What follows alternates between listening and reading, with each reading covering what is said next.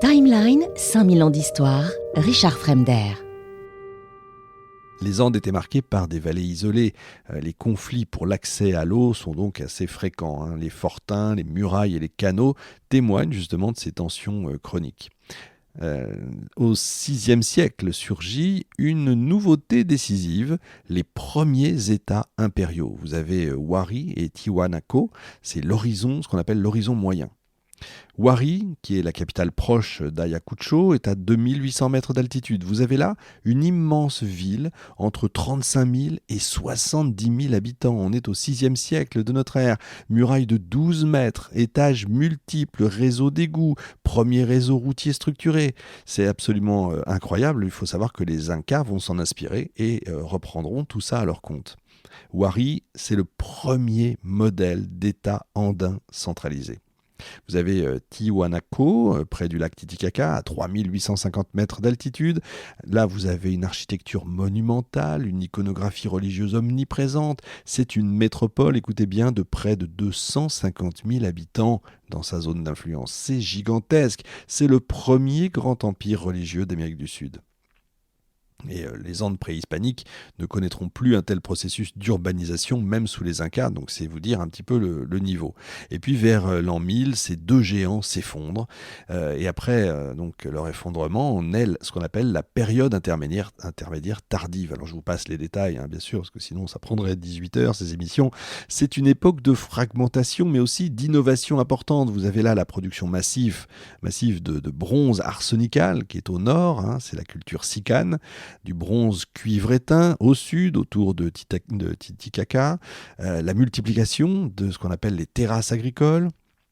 Vous avez des grandes capitales régionales comme Chanchan, au cœur de Chimu, avec 20 à 30 000 habitants et 20 km² qui sont construits. C'est considérable.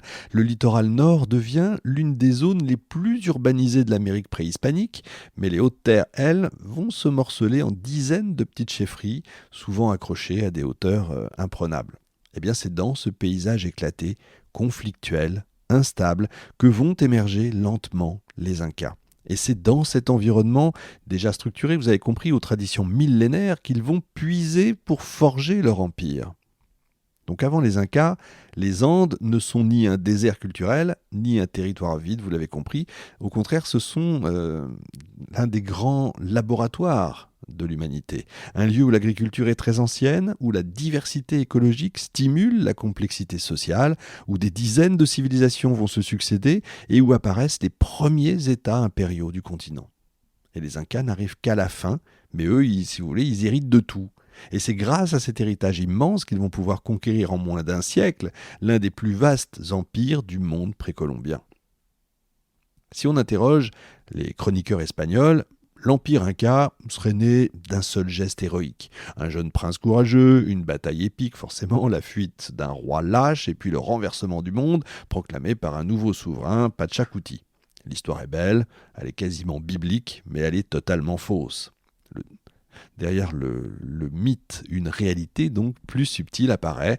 L'Empire Inca, comme je vous l'ai expliqué, n'a pas surgi d'un coup. Il est donc le fruit de plusieurs siècles d'évolution, de négociations, d'alliances, de rivalités et seulement en dernier recours, de guerre. Pour comprendre comment une petite tribu de vallée va se hisser au rang d'empire continental, il faut reprendre l'histoire là où je l'ai laissée. Dans un monde andin, souvenez-vous, fragmenté, rempli de petites chefferies, souvent en conflit, et où la clé du pouvoir tient à la maîtrise de l'eau, des alliances et des routes. Vers 1200, donc au XIIIe siècle, les Incas ne sont qu'un groupe parmi d'autres. Ils ne dominent rien. Vous avez le même type de phénomène avec les Francs chez nous.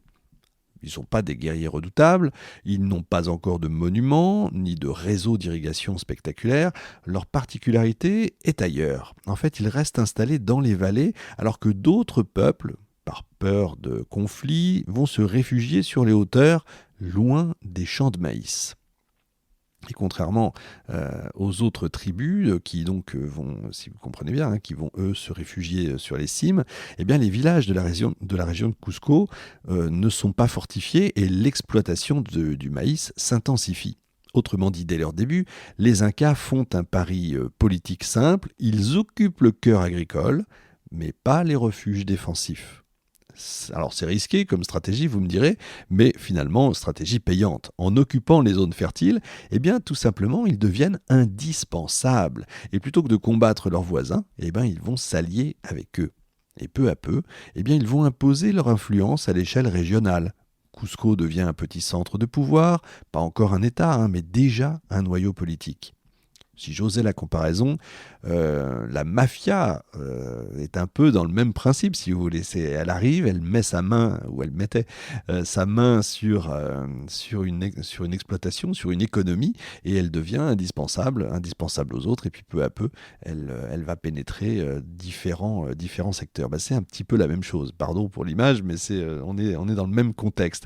Les archéologues, en datant les premiers édifices incas, ont fait quand même une découverte intéressante, même surprenante.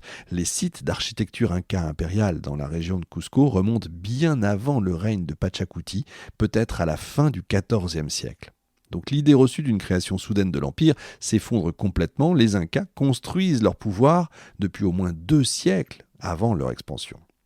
Et le XVe siècle andin n'a rien d'un long fleuve tranquille non plus. Il est marqué par des chefferies rivales, des luttes pour les terres, des guerres pour l'eau, des alliances changeantes, et dans ce chaos, une puissance domine le nord du lac Titicaca. C'est le royaume de Kula, grand producteur de bronze, très convoité par les peuples voisins.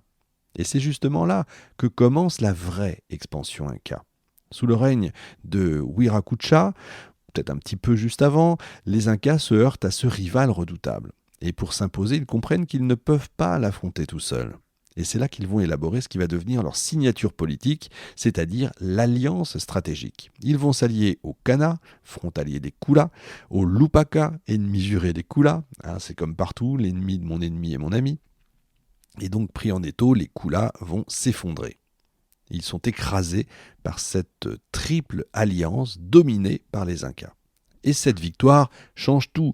Elle offre aux Incas des ressources métalliques, de nouveaux alliés, un prestige militaire et politique, et un territoire d'altitude riche en pâturage. C'est le premier pas géopolitique majeur de leur histoire. Alors après les Kula, l'autre grande puissance régionale, c'est les Chancas, établis à l'ouest de Cusco. Dans le récit mythifié, ce sont eux qui attaquent Cusco vers 1438, provoquant la fuite du roi Wiracocha et l'héroïsme de son fils, le futur Pachacuti. Cette scène, il faut savoir, a été amplifiée, réécrite, glorifiée par Pachacuti lui-même. Mais un fait demeure, la défaite des Chancas a un impact politique gigantesque. Leur intégration au camp Inca change la donne. Ce sont de bons guerriers, ils apportent des contingents, ils sécurisent l'ouest de Cusco, et une fois battus, ils deviennent des alliés.